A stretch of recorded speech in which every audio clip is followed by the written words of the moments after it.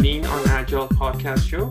I'm your host, Shaheen, and I have a very special guest today, very renowned guest speaker, and her name is Johanna Rothman. Thanks, Johanna, for being on a Lean on Agile podcast. It's a pleasure to have you on the podcast.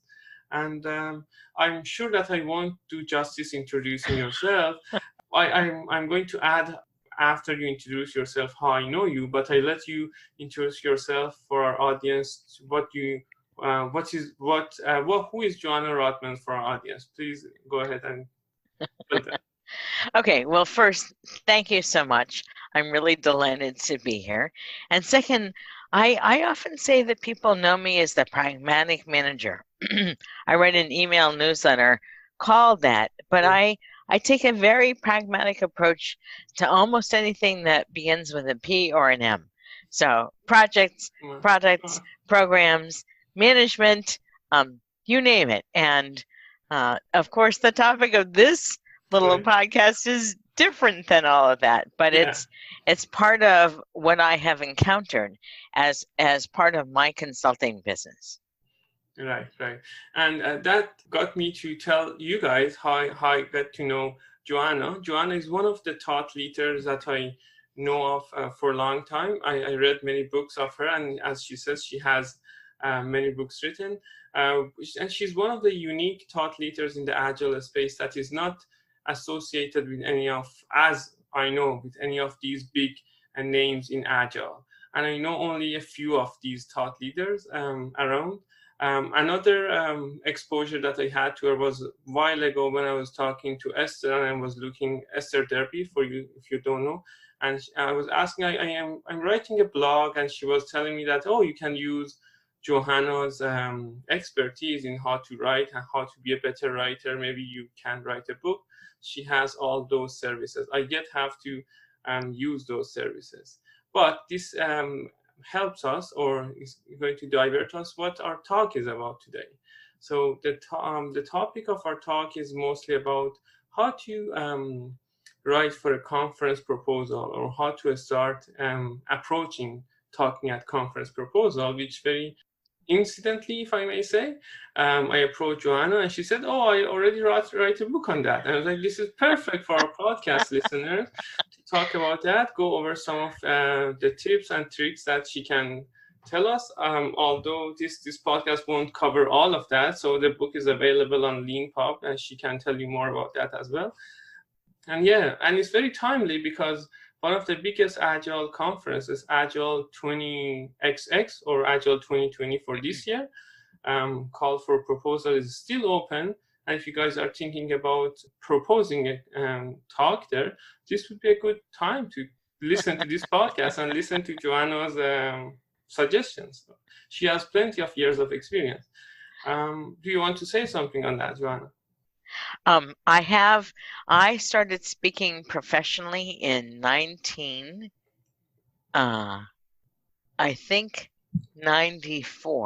I had done a few things before that as part of my role inside the organization. But as a consultant, I believe it was 94. Oh, wow. 94. Yeah. Long time ago. Yeah. And okay, so maybe let's just start from this point. Johanna, who you would think that should propose a talk? Who shall propose a topic? So almost anybody. If Right. you have an experience that you want to tell people about, you should propose an experience report. Right. If you have seen several things work for several organizations or several departments, you should definitely propose a talk for that. So when you and also if you have some failures that we can all learn from, that would be really great if you can propose a talk for that. Mike Griffiths last year, I believe he's based in Calgary, so he's another Canadian, Shaheen. Okay. So he did an experience report about how things did not succeed at a particular client. He didn't tell us the name of the client. That was fine. He didn't identify the product, but he he extracted patterns from Mm-hmm. this kind of failure. And that as an experience report, oh my goodness, I found that quite powerful. Oh yeah, I can imagine that. I'm going to find this gentleman that you mentioned his name. I'm going to put a link on the podcast. I'm eager to learn more about the patterns that he found himself. It's Yeah. yeah. The reason that I asked you this question was I was reading your book, and at the end of the book, you were mentioning about who shall propose and why people shall speak or shall talk, give talks, which was resonating with me very much because my philosophy was that the more that you talk or the more that you expose yourself, the more you learn about that topic, and that's exactly one of the points that you pointed out. And it was one of the greatest, again, thought leaders that I know of, Jerry Weinberg. In his books, he was saying that I practice something and then teach that, then I give a talk on that, then I write a book on that. Right? And I yet haven't written a book, but you have done it a lot. So it's helped us as well to learn and help us as well to polish our craftsmanship. Well, and I think that I at least, even though I am a huge extrovert, I don't actually know what I'm thinking until I have to write it down for a conference talk. And Right. so I learn as I create the abstract and the more information and the learning outcomes. I learn and I especially learn as I deliver the talk. Right. I, and that's the extrovert part of me. I don't quite know what's going to come out until I actually say it. Right. So I find it really helpful. Right. And in your book, you mentioned that from every conference to every conference, you polish your talk and you polish your abstract, you polish what you're writing about that hmm conference, right? So tell us more about that. Doesn't it take much of your time? Isn't it easier to like have one and submit to many conferences? I guess if I was only interested in one kind of a thing, I could do one talk Right. and submit it everywhere. And maybe the next year I could submit a different talk everywhere. And I am not that focused on one little thing. So this is an Agile and Lean podcast. And so when I think about Agile and Lean, I think about a real system of Right. work. Right. And that means it's not just the product, it's not just the project, it's not just the managers, it's not just the technical practices, it's all of that together as a system.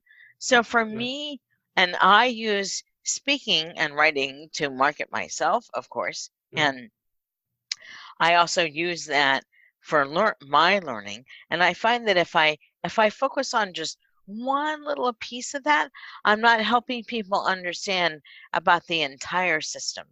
Mm-hmm. Yeah. Because I know some of the speakers that I know, they typically not typically but some of them that I know is picking on one topic, and you see throughout the year they are using that topic over and over. When I talked to them, they were telling me that it's easier, and in the past year I talk at different conferences, but each conference that I talked at was a different topic. So I can tell you that it was very hard on me to Mhm. prepare for them. You mentioned in one of your about knowing your audience, right? So every time that I was talking, the audience was different too. So one of them was experience report, one of them was I was giving them tools to practice. So again, I love how you put it. It's looking at the bigger system. It's not only about one thing that you can focus on and bring value to. Yeah, Well, and even if I give, quote, the same talk, right, right, it's not the same. I always change it, I always right, edit right. it, I always update it, I have new pictures. Yeah, it's never the same. Yeah, yeah. So I was reading your book, and this caught my eyes. You mentioned that some of the conferences love jargon words, right? And you are not typically submitting to those conferences, but some people might, right? Mhm. So are there any conferences that you you want to talk about them here, that people that are starting or want to give a talk can start from there, or one of the better conferences that you have been to, you want to talk about them here? Um, so let me talk about principles of choosing a conference instead. Hmm. Yeah. Yeah, because I mean, what works for me is not going to work for everybody else. Um, I think it's really important. How much do you want feedback about your session? Are you doing an exploratory session, or are you doing something that you want to explore this particular topic and see how people would react? So last year at the Agile 2019, I was trying to figure out what year it was. At Agile 2019, I did a workshop about modern management. I have a triad of books that I will finish this year about modern management made easy, and I wanted to run it as a workshop. I've given talks about those topics. I've written about those topics, but I had not yet done a workshop in the same sense. So, and that actually went quite well. So I was really happy about that. But I wanted enough managers to come to that session that I would have enough data. So that's one of the reasons I proposed it for Agile Mm. 2019 and not a more local meetup. Right, right, Right. So I live in Boston. We have Agile New England. We probably have a few other meetups that I might not know about. right. Um, but if we even if we get 60 or 100 people at that meetup, that's Yeah. not the same as Right, having 150 managers in right, the right, room. right, right. Yeah, and that talks to me about one of your sections, that know your audience and pick your audience. Because I see some most of these, like, or I was on a reviewer committee for Agile 2019 last year for a coaching track, and we were reviewing the talks that were coming in, and you can tell that this talk was specifically designed for a specific group when you look at your audience, right? But some of the talk was basically a scrum master, agile coaches, whomever are interested, right? So you are talking about that in your book about to pick your audience, and this was a good example of what you mentioned. Yeah. So, I mean, I'm sure that, in fact, I think a couple of people came up to me afterwards, said, "I'm an architect. Right, I'm something else."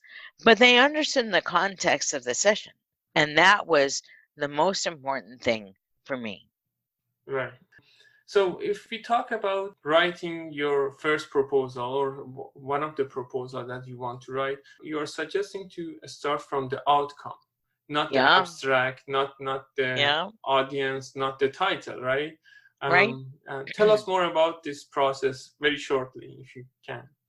Well, I actually had always iterated through my my proposals before. And then last year at Chris Merman's session at Agile 2019 about write a proposal, he said, start with your outcomes. And I thought, oh, of course, acceptance criteria. Why wouldn't I not start with that? Yeah.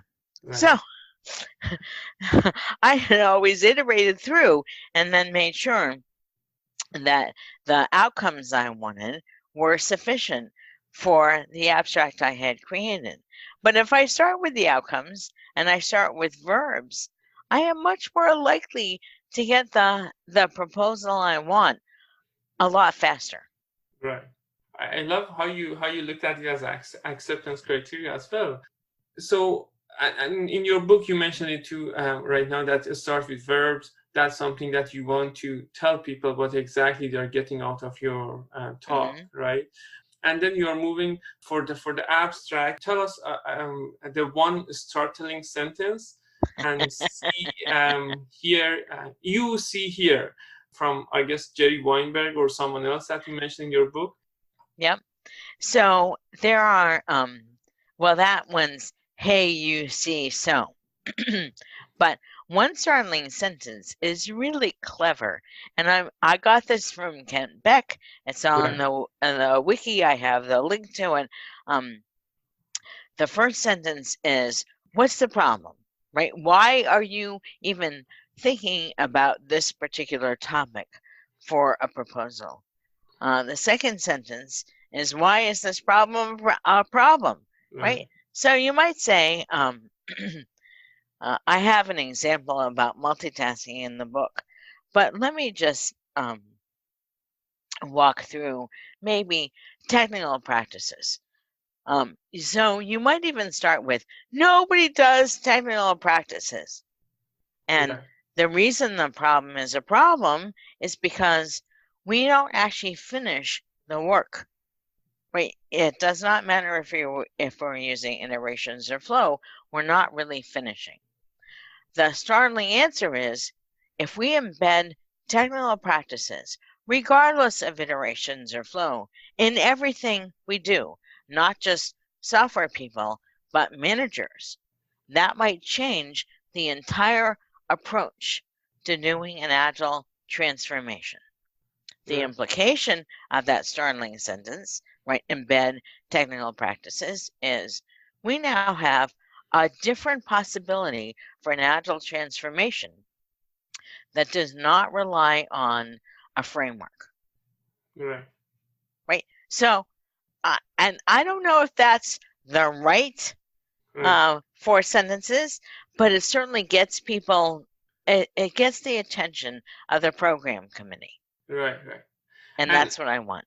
right. And talk about the program committee, because in your book, you are saying they are your first audience. Don't think about the people that are coming to your talk first. Think about your program committee, that they are your audience and you want to propose for them.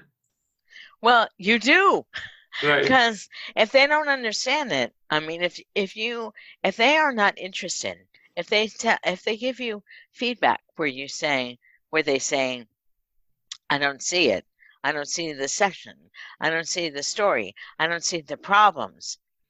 Right. That's really valuable feedback. It might not be easy to hear, Right. but Right. it's so necessary to hear. Right. Right. Yeah. I highlighted a sentence from your book that says, when you get rejection, you feel that they rejected you. It's not that they Mhm. rejected you, they rejected your proposal and your topic. Don't take it personal. And then I believe I said, yeah, it feels personal to Yeah, me it too. feels personal. Yeah. Yeah, Mhm. So we yeah. all go through that, but we need to keep in mind that maybe at that time it wasn't right for that conference. Maybe it wasn't right for the audience that they were trying to approach and they were trying to target. Again, it's not about you that propose, but look at it, at least to the people that I suggest you go for conference, look at it as a feedback loop for yourself, that Hmm. they're giving you something in feedback, right? That Hmm. it didn't work. I have a topic that I was proposing for a couple of years, and finally it got accepted in many places. Right? You Oh, never know. good. Yeah, yeah. Sometimes they were saying, "Oh, we have seen similar topics, but many by a very famous thought leader," and then because of that, and I say, "Okay, so how can I make it a little bit different or add more value to even for?" Hmm. And then I reiterate that, and finally got accepted twice. So it okay, so let me. Oh, one thing that I confess that I never did that myself, but I'm going to do that from moving forward, is the readability and grade levels. So Yeah. yeah, so you are talking about, yeah, you please go ahead and talk about them. So, what's really interesting about checking your grammar is not so much the correctness of the sentences. It's Right, really about how easily can somebody read this and understand it. right, So, I really try hard to make my proposals certainly lower than grade 8. And I know everybody has a college degree. That's not the point, right, right? The point is the faster and easier they can read my proposal, the more likely they are to accept it, because I'm getting my ideas across in a way that totally makes sense for them. right. Right. Right. And for folks that are using Word has this option, and you Hmm. mentioned that Grammarly has this option as well. So you can use those options. I'm going to use Grammarly. Yep. And last but not least, you talk about in your book about a great title, or at Oh, least the yeah. yeah and clickbait. That's what caught my eyes. So and if I remember correctly, so let's talk about the clickbait and what how to avoid them, how to make it valuable and not use those, and why not? So, yeah, I mean, some people really like clickbaity titles, Right, and I don't want a bait and switch. Yeah, that's what it's called. I don't want bait. I don't want to think of people as fish. right, I want to connect with them. I want to invite them into my session. So a click a clickbaity title is much more likely to say something like, um, look over here and then see over there. So I believe I gave some options. Cutest kitten. I mean, right, right, that, cutest agile, cutest lean.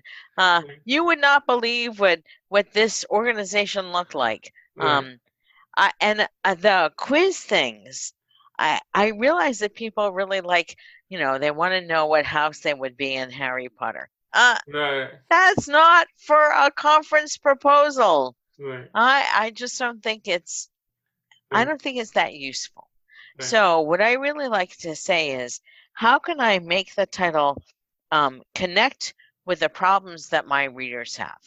And right, if I can invite them into me, if I can help them connect, then I have done at least part of my job. right, And I suggested kind of a two-part title, which is the part one is what problems do people want to solve?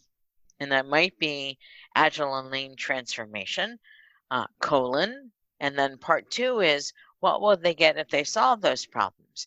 Frictionless releasing, mm-hmm. everybody focused on the same problems. And I don't know what it is for anybody else's session, right? That Right, if we take the example of embedding technical practices for excellence in everything, maybe the problem is full corporate agile and lean transformation, creating excellence in technical and management practices. right, Now, I just came up with that off the top of my head. right, I would need to check that right, with a headline analyzer. right. And it's a great thing to know that there are headline analyzer. I never use them. I was going around and asking people around, guys, do you think if this is a talk, are you coming and listening to this, or what would you guess of this talk could be? But yeah, that's awesome tool to have. One thing that I figure out or I learned when I read your book was this talk or the proposal that you're putting together is about solving a problem. And what problem are you trying to solve? That's one of the greatest questions that one of the coaches asked me, and I'm using my coaching practice. What problem are you trying to solve? And I figure out that the outcome, the abstract, the sometimes Agile 2020, for example, as for learning outcome, this all revolves around the problem solving. And I love how your perspective changes once you think about, okay, so what problem am I trying to solve? So it gives you a better look at, okay, so am I solving this problem for all of the agile coaches, for example, or the agile coaches that are within this area, within this problem, within this situation? So that helps to narrow it down even better. So I really enjoyed that perspective as well. Oh, good. Thank you. Yeah, yeah. So I have gone through all of my notes that I had. Do you want to add anything else for the people that are listening in? So I think it's really important to say if you ever say to yourself, well, I don't really want to speak at a conference, I don't know enough, Right, that could be a symptom of imposter syndrome. Mm-hmm. And all of us have that at some point. All Right. of us, I mean, I've been doing this for a long time. Right. And I still, every so often, I think, do I actually know enough? And Right. the answer is yes, you do. And you might know it in a small context. So as a consultant, I have a lot more broad experience. I often have 3 or 4 or 5 or 6 clients with similar problems. I can create patterns and talk about those patterns without actually having to talk about any given client. Right. You might if you're inside an organization and you still are thinking about getting your speaker feet wet, you might have to get permission to talk Right. about some of the stuff that you're doing, but you have deep experience in your organization.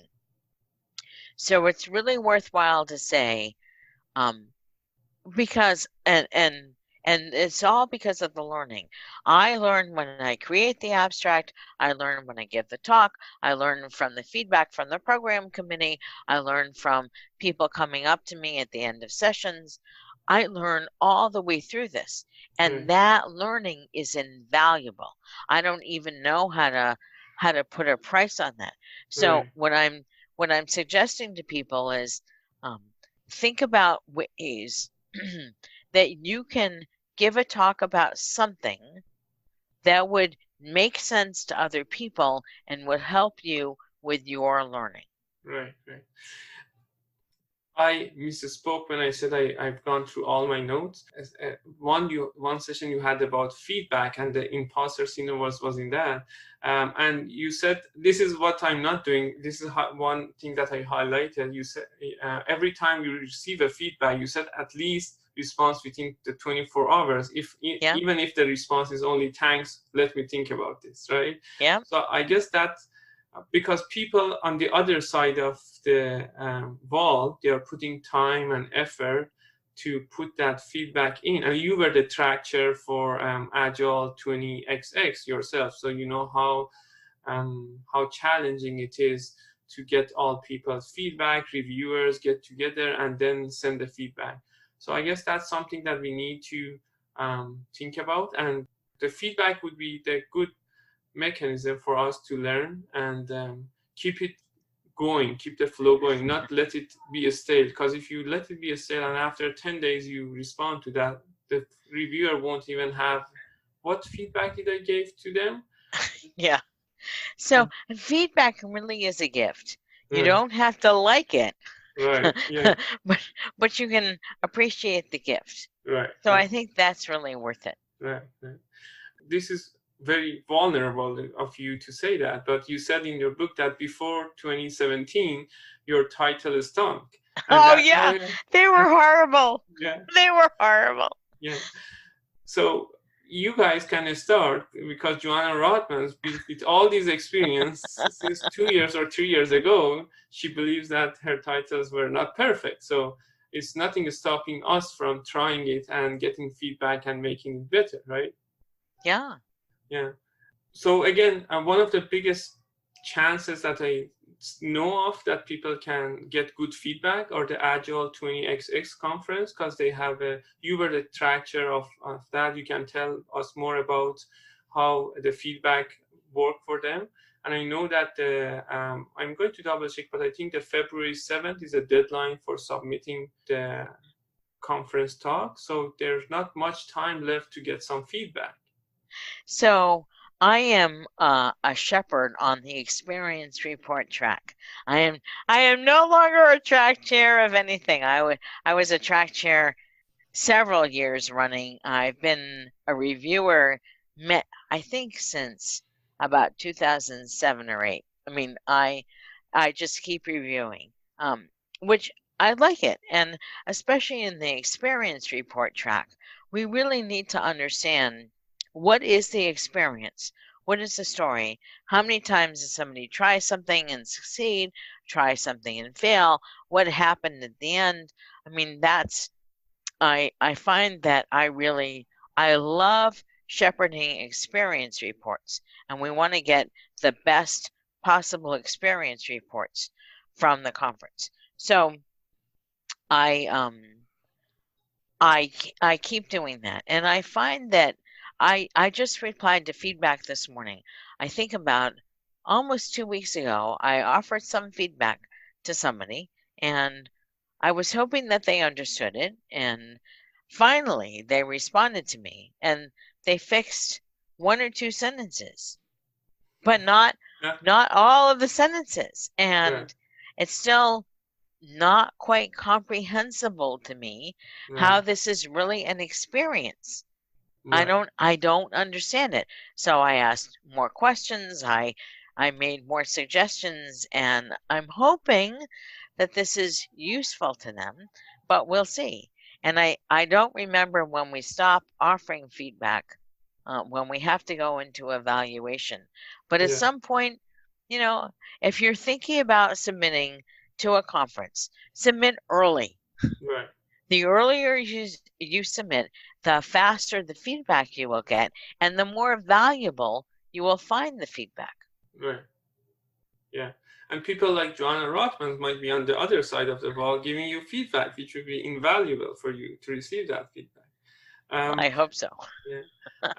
I'm sure it will be.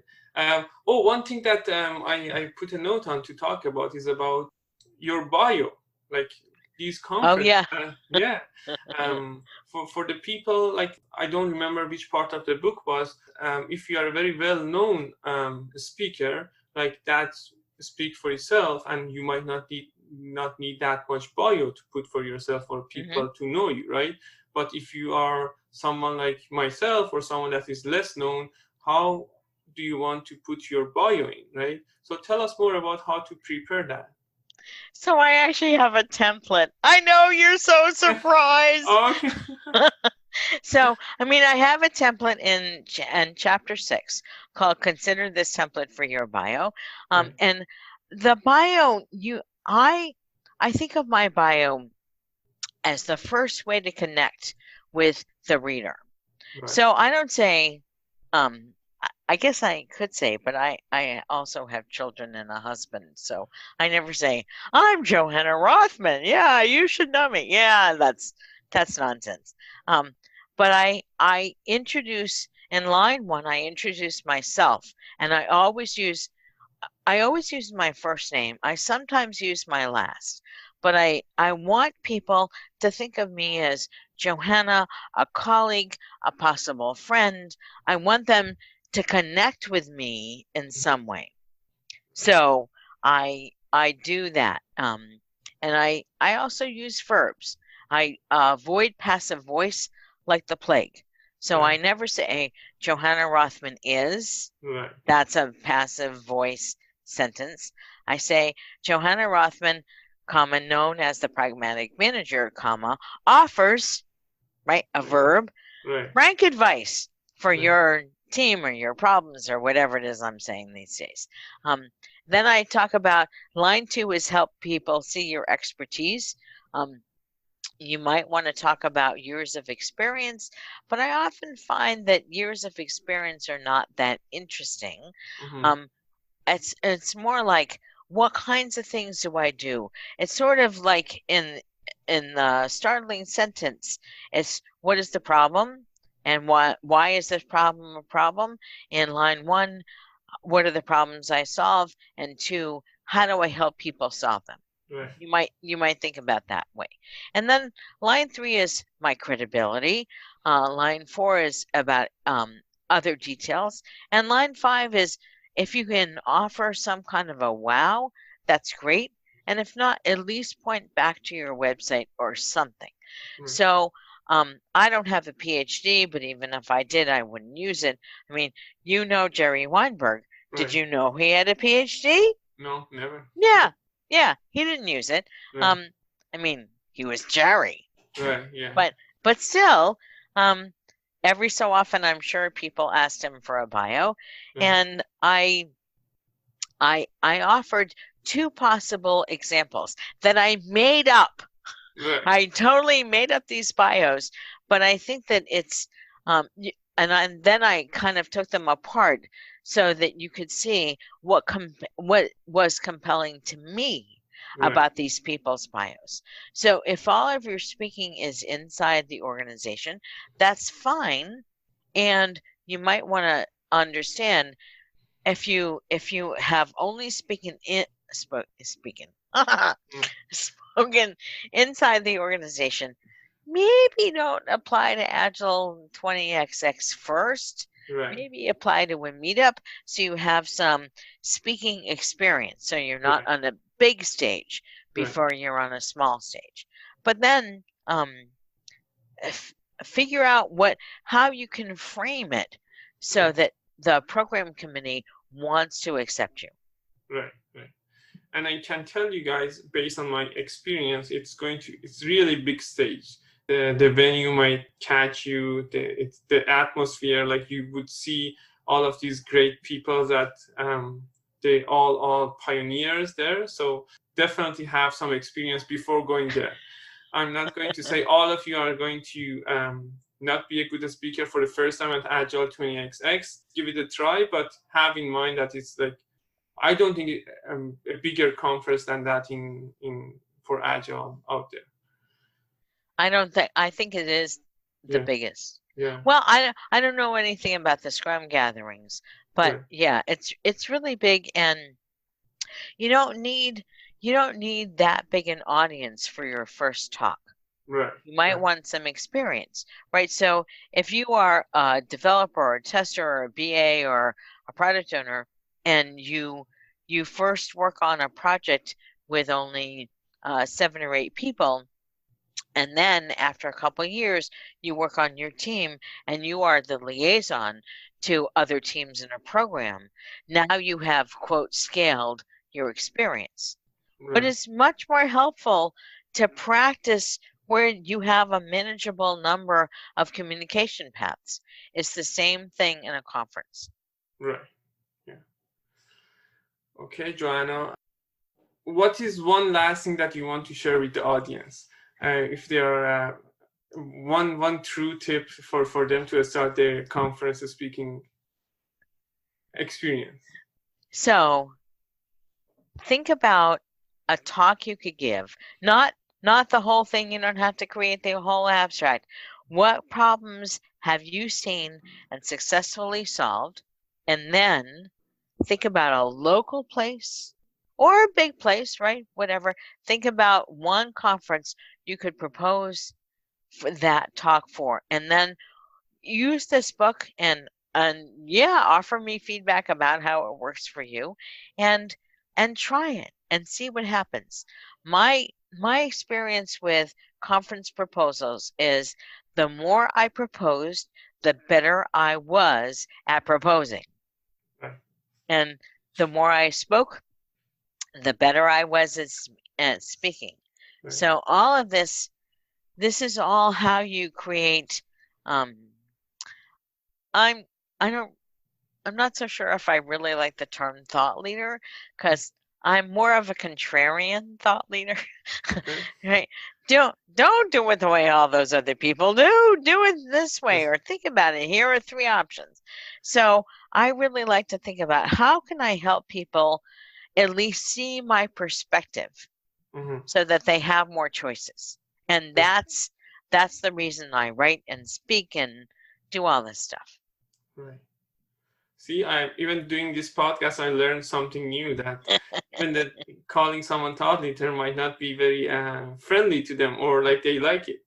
So I introduced you as a thought leader, but maybe I should have So asked first.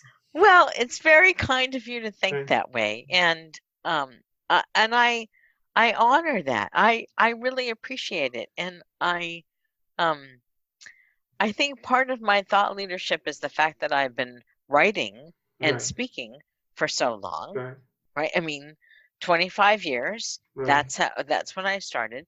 So I have a whole body of work that you can look at. right, That does not mean that anybody else's thoughts are not also leaders. right, right. True. And I find that well, I am thankful that you like it. Yeah, Yeah. it's it's very sweet of you, and I don't think of myself that way. Thanks, Johanna, for being on the show. I'm going to put the link to the book and your contact information for people to give you feedback as you ask for after reading the book. And anything else that you might want me to put on the podcast, let me know. If you see valuable, I can put it there. And yeah, thank you for being on the show. Thank you. I really had a blast. Yeah, same here. Same here. I really enjoyed it. I hope to have you soon sometime. Back. Good. I Yeah. have more books coming. Yeah. Okay.